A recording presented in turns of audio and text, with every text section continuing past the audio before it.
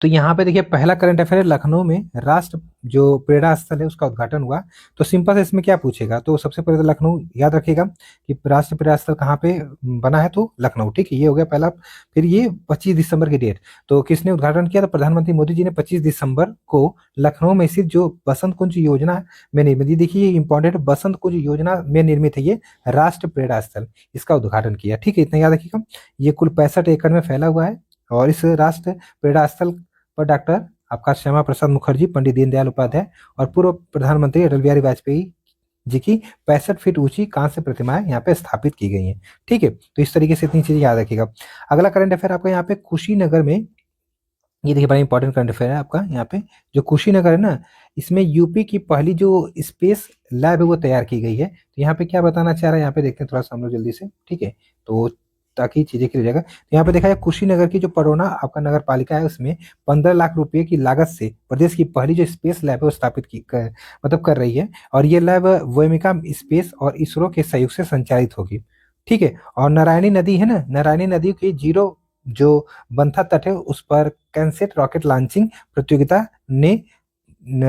ने छात्रों में जो अंतरिक्ष विजन है, मतलब अंतरिक्ष विज्ञान की जिस सोच को उड़ान दी है, दी थी निकाय स्तरीय स्पेस लैब उसे अब दुनिया मतलब एक बुनियादी ढांचा प्रदान करेगी। ठीक है, पडरौना नगर निगम जो आपका नगर निगम कह रहा हूँ, पडरौना नगर पालिका प्रदेश की ऐसी पहली नगर पालिका बनने के निकट है जिसने स्पेस लैब बनाने की जो कल्पना है उसको साकार किया है। बस इतना से याद रखिएगा, बाकी तो कुछ नहीं है इसमें। ठीक है, चलिए इसके बाद है शाहजहांपुर और भदोही में 2 राज्य स्तरीय जो विश्वविद्यालय हैं, इनकी स्थापना को मंजूरी मिल गई है। तो मुख्यमंत्री योगी आदित्यनाथ जी की अध्यक्षता में 22 दिसंबर 2025 को हुई कैबिनेट की बैठक में शाहजहांपुर और भदोही मतलब संत रविदास नगर में 2 नए राज्य विश्वविद्यालय की स्थापना की मंजूरी मिल गई है। शाहजहांपुर में स्वामी आपका सुखदेवानंद तथा संत रविदास नगर, ठीक है, सुखदेवानंद तथा संत रविदास नगर में आपका प्रस्तावित काशी नरेश विश्वविद्यालय में शैक्षणिक सत्र 2026-27 से शुरू होगा। तो मतलब यहाँ पे समझिएगा, शाहजहांपुर में स्वामी सुखदेवानंद राज्य विश्वविद्यालय बन रहा है, और संत रविदास नगर में आपका जो काशी नरेश विश्वविद्यालय है वो बन रहा है, और 2026-27 से एक तरह से ये सत्र स्टार्ट होगा। और ये अगर देखा जाए तो शाहजहांपुर में मुमुक्षु आश्रम ट्रस्ट के अंतर्गत संचालित शैक्षणिक स्थानों में जो उच्चीकृत और स्वामी आपका सुखदेवानंद विश्वविद्यालय को स्थापित किया जाएगा। इसके लिए ट्रस्ट की ओर से लगभग आपका देखा जाए तो 20 एकड़ लगभग भूमि तथा 103 करोड़ रुपए की चल अचल संपत्ति सरकार को सौंपी जाएगी। इसके लिए राज्य सरकार और ट्रस्ट के बीच समझौता 9 सितंबर 2025 को हुआ है। और भदोही की स्थित जो काशी नरेश राजकीय स्नातकोत्तर महाविद्यालय है, इसको उच्चीकृत कर काशी नरेश विश्वविद्यालय विकसित किया जाएगा। ठीक है, अगला करंट अफेयर आपका 7 जिलों को मिलाकर काशी विंध्य क्षेत्र के गठन को मंजूरी मिल गई है। तो 22 दिसंबर 2025 को मुख्यमंत्री योगी आदित्यनाथ की अध्यक्षता में आपका देखा जाए यहाँ पे तो कैबिनेट की बैठक में राज्य राजधानी क्षेत्र एनसीआर की तर्ज पर सरकार ने काशी विंध्य क्षेत्र का गठन करने का निर्णय लिया है। और इसमें वाराणसी और विंध्य मंडल के 7 जिले वाराणसी, जौनपुर, चंदौली, गाजीपुर, मिर्जापुर और भदोही और आपके यहाँ पे सोनभद्र शामिल होंगे। तो ये जिला पूछेगा इसमें ज्यादातर। ठीक है, याद रखिएगा आप लोग यहाँ पे जो केवीआर के गठन से पूर्वांचल के इन 7 प्रमुख जिलों के विकास में तेजी आएगी। और काशी विंध्य क्षेत्र विकास प्राधिकरण का दायरा आपका देखा जाए तो यहाँ पे 23,815 वर्ग किलोमीटर होगा, जिसमें वाराणसी का क्षेत्रफल 1535 वर्ग किलोमीटर, जौनपुर 4,038, चंदौली 2,541, गाजीपुर 3,337, ठीक है, और मिर्जापुर 4,521, भदोही आपका 1,015 और सोनभद्र आपका देखा जाए तो 6,788 वर्ग किलोमीटर क्षेत्रफल होगा। और इन 7 जिलों में सर्वाधिक जो क्षेत्रफल है वो सोनभद्र का है, जबकि सबसे कम चंदौली का है। ठीक, याद रखिएगा आप लोग यहाँ पे। और प्रस्ताव के अनुसार केवीआर के कार्यकारी समिति का अध्यक्ष मुख्यमंत्री होंगे, जबकि प्रमुख सचिव आवास इसके मुख्य कार्यकारी कह सकते हैं तो अधिकारी होंगे। साथ ही वाराणसी के मंडलायुक्त सदस्य सचिव और विंध्याचल के कमिश्नर सदस्य होंगे। चलिए अगला करंट अफेयर है कि यहाँ पे देखा जाए तो कह रहा है कि वाराणसी में देश की पहली जो वाटर टैक्सीज का संचालन होगा। तो वाराणसी में देश की पहली हाइड्रोजन वाटर टैक्सी का संचालन 11 दिसंबर 2025 से गंगा में शुरू हो गया। केंद्रीय पतन पोत परिवहन जलमार्ग मंत्री सर्बानंद सोनोवाल ने नमो घाट के लिए वाटर टैक्सी को हरी झंडी दिखाकर एक तरह से स्टार्ट किया। ठीक है, और एक तरह से साथ ही वाटर टैक्सी पर सवार होकर जो श्री काशी विश्वनाथ मंदिर है उसकी यात्रा की। और इस अवसर पर केंद्रीय मंत्री ने कहा कि शीघ्र ही इंटरनेशनल क्रूज टर्मिनल वाराणसी में बनाए जाएंगे। और इस स्वदेशी हाइड्रोजन पोत का निर्माण कोचिन शिपयार्ड जो लिमिटेड है उसके द्वारा आपका हुआ है, 24 मीटर लंबे। ठीक है। और इस आपका जो कैटामरान में 50 यात्री बैठ सकते हैं। 7 से 9 समुद्री मील की गति से 8 घंटे तक हाइड्रोजन ईंधन चल सकता है। बस इतना याद रखिएगा। अगला है लखनऊ, जो गैस्ट्रोनॉमी अर्थात आपका पाक कला श्रेणी में यूनेस्को के लिए क्रिएटिव सिटीज नेटवर्क में शामिल हुआ है। तो ये ऐसे ही पूछेगा, अगर पूछेगा भी तो बेसिकली। तो लजीज जो जायकेदार खान पान होता है ना, और जो आपका एक तरीके से देखा जाए तो पाक कला से देशी विदेशी मेहमानों को आकर्षित करने वाले नवाबों का शहर लखनऊ विश्व के उन 58 शहरों में शामिल हो गया जिन्हें यूनेस्को की अपने क्रिएटिव सिटीज नेटवर्क शामिल करने की घोषणा 31 अक्टूबर 2025 को की है। ठीक है, बस इतना याद रखिए। यूनेस्को की यह सिटीज नेटवर्क 8 श्रेणियों में समर्पित शहरों का नेटवर्क है। इसमें शिल्प एवं लो कला, डिजाइन, फिल्म, आपका यहाँ पे देखा जाए तो गैस्ट्रोनॉमी, पाक कला वो सही जो होती है, साहित्य, मीडिया, कला, संगीत व वास्तुकला शामिल है। ठीक है। आर्किटेक्चर किसी वर्ष 2025 में ही 8 श्रेणी के रूप में इस नेटवर्क में शामिल किया गया था, आर्किटेक्चर को भी, मतलब आर्किटेक्चर को। ठीक है। अब यहाँ पे देखा जाए क्रिएटिव सिटीज नेटवर्क में भारत के नए शामिल किए गए शहर लखनऊ को गैस्ट्रोनॉमी श्रेणी में शामिल किया गया है। और इस बार 58 शहरों को क्रिएटिव सिटी नेटवर्क में शामिल करने का निर्देश समरकंद में जो 31 अक्टूबर 2025 को यूनेस्को की 43वीं जनरल कॉन्फ्रेंस की बैठक हुई थी उसमें लिया गया है। ठीक है। तो लखनऊ को शामिल किए जाने के पश्चात यूनेस्को की क्रिएटिव शहरों की सूची में भारत के शहरों की संख्या अब 9 हो गई है। और इससे पहले 8 आपके भारतीय शहर जयपुर, वाराणसी, चेन्नई, हैदराबाद, मुंबई, श्रीनगर, ग्वालियर और कोझिकोड थे। बस इतना याद रखिएगा, बस और कुछ नहीं है। चलिए अगला है आपका 24,497 करोड़ रुपए का प्रदेश का अनुपूरक बजट पेश हो गया है। तो उत्तर प्रदेश सरकार ने 22 दिसंबर 2025 को विधानसभा के जो शीतकालीन सत्र के दौरान वित्तीय वर्ष आपका वित्तीय 2025-26 के लिए आपका देखा जाए तो 24,496.98 मतलब वही 24,497 करोड़ रुपए का एक तरह से देखा जाए तो अनुपूरक बजट पेश किया है। ठीक है। पूछेगा तो इतना ही। अनुपूरक बजट मूल बजट के अनुपात का 3.03% है। और इसे मिलाकर इस वित्त वर्ष के लिए कुल बजट आपका इतना का मतलब हो गया कुल मिलाकर। ठीक है।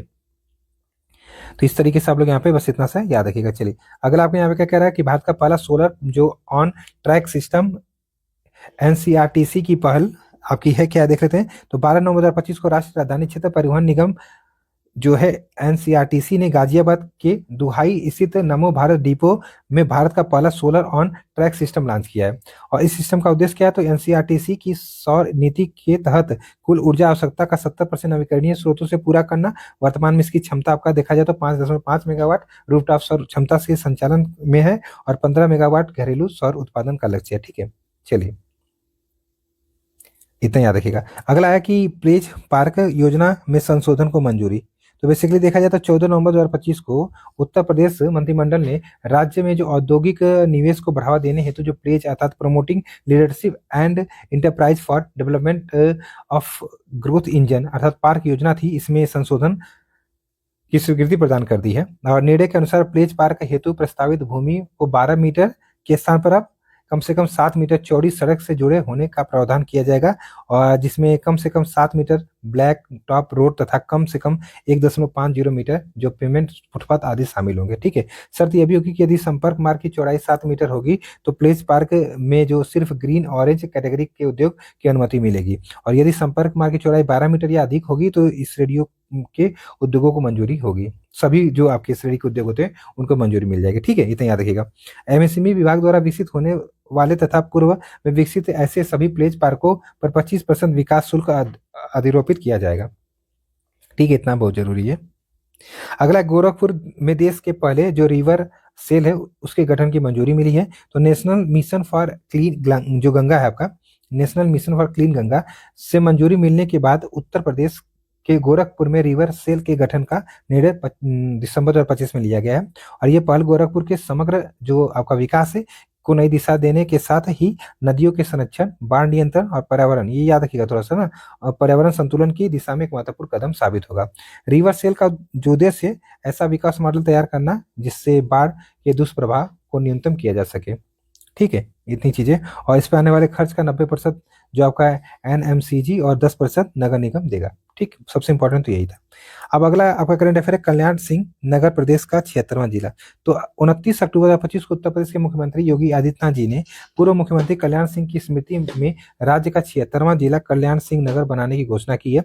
अलीगढ़ जिले के अतरौली और जो गंगीरी तहसील है तथा बुलंदशहर जिले के जो डिवाई तहसील को मिलाकर एक तरीके से यह नया जिला आपका बनाया जाएगा। जिले के गठन का उद्देश्य क्या है, तो प्रशासनिक दक्षता बढ़ाना और कल्याण सिंह की योगदान को सम्मान प्रदान करना है। स्वर्गीय कल्याण सिंह प्रदेश के 2 बार मुख्यमंत्री रहे, 1991 से 92 और 1997 से 99 के बीच, ठीक है। और अतरौली उनका जन्म स्थान है और निर्वाचन क्षेत्र भी था। तो ये चीज थोड़ा सा आप लोग यहाँ पे याद रखिएगा, कंफ्यूजन मत रखिएगा, ठीक है, क्योंकि ऐसी चीजों में कंफ्यूजन हो जाता है। चलिए अब यहाँ पे देखा जाए तो अगला प्रश्न क्या कह रहा है आपका यहाँ पे, ठीक है। अगला प्रश्न है यहाँ पे कह रहा है 27वां दिव्य कला मेला। तो दिव्यांगजनों की सहायता के लिए 27वां जो आपका एक तरह से देखा जाए दिव्य कला मेला है, इसका आयोजन उत्तर प्रदेश के लखनऊ में आपका 15 से 23/9/2025 को किया गया। मेले का उद्घाटन केंद्रीय सामाजिक न्याय एवं अधिकारिता राज्य मंत्री BL वर्मा जी ने किया था, ठीक है। और 18 राज्यों के शासित प्रदेशों के 100 दिव्यांग और जो शिल्पी और कलाकार होते हैं अपने उत्पादों व कौशल का प्रदर्शन इसमें किया था। दिव्यांगजन सशक्तिकरण विभाग के तत्वाधान में ऐसे पहले दिव्य कला मेले का जो आयोजन है ये 2 से 6 दिसंबर 2022 को नई दिल्ली में किया हुआ, मतलब एक से हुआ था। तो इस तरीके से पहला कब हुआ था ये भी याद रखिएगा ना, सबसे इंपॉर्टेंट ये हो जाता है। चलिए, भारत का पहला वन विश्वविद्यालय गोरखपुर में। तो भारत सरकार ने पहले वन विश्वविद्यालय अर्थात फॉरेस्ट यूनिवर्सिटी की स्थापना दिसंबर 2025 में मंजूरी दे दी है, मतलब दिसंबर 2025 में मंजूरी दी है, जो कि उत्तर प्रदेश के कहाँ पे, तो गोरखपुर में स्थापित होगा, ठीक है। और ये परियोजना बेसिकली जैव विविधता संरक्षण, जलवायु परिवर्तन में आपका निपटने और सतत प्राकृतिक संसाधन प्रबंधन उससे बढ़ते राष्ट्रीय फोकस को दर्शाती है। और बेसिकली गोरखपुर में प्रस्तावित इस वन विश्वविद्यालय परिसर का क्षेत्रफल लगभग 125 एकड़ में होगा। जटायु संरक्षण एवं प्रजनन जो केंद्र है के निकट होगा। इसके लिए प्रारंभिक बजट आपका देखा जाए तो 50 करोड़ राज्य बजट से किया गया है, ठीक है। और बेसिकली लगभग 500 छात्रों के लिए इसमें छात्रावास, छात्र छात्राओं के लिए अलग अलग आवास, सभागार, खेल सुविधाएं और फैकल्टी आवास इसमें शामिल होंगे। चलिए, नोएडा में देश की पहली जो टेम्पर्ड ग्लास आपका देख सकते हैं यहाँ पे इकाई का उद्घाटन हुआ है। तो भारत ने इलेक्ट्रॉनिक्स आत्मनिर्भरता की दिशा में एक बड़ा कदम उठाते हुए मोबाइल उपकरणों के लिए अपनी पहली टेम्पर्ड ग्लास निर्माण इकाई का उद्घाटन आपका कहाँ पे किया, तो नोएडा में किया है। ये फैक्ट्री उत्तर प्रदेश के नोएडा में आपका स्थित है। इसका उद्घाटन 30 अगस्त 2025 को केंद्रीय इलेक्ट्रॉनिक्स एवं IT मंत्री श्री अश्विनी वैष्णव जी ने किया था। और यह संयंत्र जो मतलब ऑप्टिक्स में है, इलेक्ट्रॉनिक्स और कॉर्निक जो इंकॉर्पोरेटेड है अमेरिका की, उसकी साझेदारी में स्थापित किया गया है। और यहाँ बनने वाले टेम्पर्ड ग्लास आपका देखा जाए तो इंजीनियर्ड बाई, यहाँ पे देखिए थोड़ा सा, engineer by cornering premium brand के अंतर्गत तैयार होगा और भारतीय व वैश्विक बाजारों की आपूर्ति करेगा। टेम्पर्ड ग्लास बेसिकली जो स्मार्टफोन होता है उसका एक आवश्यक घटक है, अब तक अधिकतर आयात किया जाता था। चलिए, अब यहाँ पे क्या कह रहा है कि उत्तर प्रदेश इलेक्ट्रॉनिक्स घटक विनिर्माण नीति 2025 क्या है, इसके बारे में देख लेते थोड़ा सा। तो राज्य में इलेक्ट्रॉनिक्स विनिर्माण को बढ़ावा देने और निवेश को आकर्षित करने के लिए उत्तर प्रदेश इलेक्ट्रॉनिक्स घटक विनिर्माण नीति 2025 कैबिनेट ने 2 सितंबर 2025 को मंजूरी दे दी है। बेसिकली देखा, इस नीति का उद्देश्य है कि प्रदेश को सिर्फ इलेक्ट्रॉनिक्स उत्पादों की जो आपका असेंबलिंग सेंटर तक सीमित न करना, बल्कि इलेक्ट्रॉनिक्स जो आपका कंपोनेंट निर्माण के गढ़ के रूप में विकसित करना है। और बेसिकली नीति के तहत प्रस्तावित प्रोत्साहन रियासतों की अवधि अब करीब 50,000 करोड़ रुपए का निवेश आने का अनुमान है। इससे बड़ी संख्या प्रत्यक्ष और अप्रत्यक्ष रोजगार अवसर पैदा हो सकते हैं। और बेसिकली नीति के पहले चरण में 11 महीने आपका कंपोनेंट बनाने पर फोकस होगा और इनका प्रयोग टीवी, मोबाइल फोन, लैपटॉप सहित अन्य उत्पाद जो उनका मतलब उसमें एक तरह से होगा, ठीक है, इतना याद रखिएगा। और ये नीति अप्रैल 2025 में 25 से 6 वर्षों तक लागू रहेगी। इसके क्रियान्वयन की जिम्मेदारी शासन स्तर पर गठित जो क्रियान्वयन इकाई है और राज्य स्तरीय समिति की देखरेख में नोडल संस्था निभाएगी। और इस नीति में कंपोनेंट के घरेलू उत्पाद पर चीन पर निर्भरता कम होगी, उत्पादों की लागत घटेगी। इसका फायदा आम लोगों के साथ वैश्विक बाजार में भी मिलेगा, ठीक है। अगला आपको यहाँ पे देखा जाए, इस पहले इलेक्ट्रॉनिक्स विनिर्माण 1.91 लाख करोड़ रुपए था, जो कि आज 11 लाख करोड़ हो गया है। निर्यात आपका देखा जाए 1500 करोड़ से बढ़कर 2 लाख करोड़ हो गया है। तो इसमें से आधा निर्यात अकेले नोएडा में से हो रहा है। चलिए, अगला उत्तर प्रदेश निर्यात प्रोत्साहन नीति 2025 क्या है, ये करंट अफेयर्स हम लोग देखना चाहेंगे यहाँ पे। तो देखिए, यहाँ पे अगर देखा जाए तो उद्यमी उनकी चुनौतियों को कम करने कर के निर्यात बढ़ाने के लिए उत्तर प्रदेश निर्यात प्रोत्साहन नीति कैबिनेट ने 2 सितंबर 2025 को मंजूरी प्रदान कर दी है। और ये जो नीति है डिजिटल तकनीक, बुनियादी विकास, वित्तीय सहायता, जो आपकी निर्यात ऋण होता है, बीमा बाजार विस्तार और प्रशिक्षण पर विशेष जोर देती है। नीति का लक्ष्य क्या, 2030 तक पंजीकृत जो निर्यातक हैं उनकी संख्या में 50% वृद्धि कर 50 अरब डॉलर करना है। ठीक है। और इस मद में 882 करोड़ का प्रावधान किया गया है। नई निर्यात प्रोत्साहन नीति 2030 तक प्रभावी रहेगी। ठीक है। और जो वित्त वर्ष 23-24 में प्रदेश से करीब 1.70 लाख करोड़ रुपए का निर्यात किया गया, जो कि देश के कुल निर्यात का 5% है। और इसे बढ़ाने के लिए नई निर्यात नीति जो थी उसकी जरूरत थी, तो इसलिए लाई गई है। ठीक है। अगला आपका करंट अफेयर यहाँ पे कि देश में पहली बार बनारस में रेल पटरियों के बीच सोलर पैनल। तो यहाँ पे देखा जाए तो देश में पहली बार बनारस रेल इंजन कारखाना अर्थात जो BLW है, ठीक है, DLW ने BLW में रेलवे ट्रैक के बीचों बीच सोलर पैनल लगाए गए हैं। पूर्णतः स्वदेशी तकनीक पर आधारित इस पैनल से रोजाना लगभग आपका 67 यूनिट बिजली पैदा हो सकेगी। ठीक है। स्वतंत्रता दिवस पर 15 अगस्त 2025 को महाप्रबंधक नरेश पाल ने सोलर पैनल की शुरुआत की, तो ये भी याद रखिएगा। और एक तरह से देखा जाए यहाँ पे यहाँ 70 मीटर लंबे जो ट्रैक पर आपका देखा जाए 15 किलोवाट पीक क्षमता का पैनल संख्या 28 स्थापित किया गया है। ठीक है। और इसमें ट्रेन गुजरने से उत्पन्न कंपन को कम करने के लिए रबर की जो आपका एक तरह से माउंटिंग पैड है उसका उपयोग किया गया है। ठीक, ये भी याद रखिएगा। और रेल नेटवर्क के अनुसार भारतीय railway 1.2 lakh kilometre track network में यार्ड लाइनों का उपयोग कर भविष्य में इस तकनीक को व्यापक स्तर पर क्या कर सकती है, अपना सकती है। मुख्यमंत्री ने सदन में विजन डॉक्यूमेंट 2047 का प्रारूप पेश किया। तो इस तरीके से देखा जाए तो सदनों में करीब मतलब विधानमंडल के दोनों सदनों में करीब 27 घंटे की कार्यवाही का समापन करते हुए मुख्यमंत्री योगी आदित्यनाथ जी ने विजन डॉक्यूमेंट 2047 पर विस्तार से प्रकाश डाला। 2047 तक प्रदेश के विकास का खाका 3 थीम पर 12 सेक्टर में काम के आधार पर तैयार होगा। इसके बाद इसे सदन में फिर से रखकर क्षेत्रवार चर्चा की जाएगी। इसमें वर्ष 2047 तक प्रति व्यक्ति जो मतलब प्रति व्यक्ति आय होना चाहिए ना, यहाँ पे आय 26 लाख वार्षिक करने का संकल्प है। ठीक है, आयु नहीं आया। फिर यहाँ पे देखा जाए 14 अगस्त 2025 को मुख्यमंत्री ने विजन डॉक्यूमेंट 2047 का प्रारूप सदन में प्रस्तुत करते हुए स्पष्ट किया कि यह दस्तावेज फिलहाल एक प्रस्ताव है। इसमें 500 विशेषज्ञों सहित हर व्यक्ति की सहमति ली जाएगी। 2030 तक प्रदेश को 10 लाख डॉलर की अर्थव्यवस्था बनाने और अगले 5 वर्षों में विकास दर 14 से 15% से बढ़ाकर 20% पहुंचाने का लक्ष्य इसमें है। ठीक है, मुख्यमंत्री जी ने 2047 तक भारत को 300 खरब डॉलर की अर्थव्यवस्था बनाने का संकल्प लिया है। और ऐसे में उत्तर प्रदेश 10 से 60 खरब डॉलर की अर्थव्यवस्था बनाने का रोड मैप बनाना होगा। राज्य का जो जीडीपी योगदान है वो 9.3% से बढ़कर कम से कम जनसंख्या के अनुपात में 16% बराबर करना है।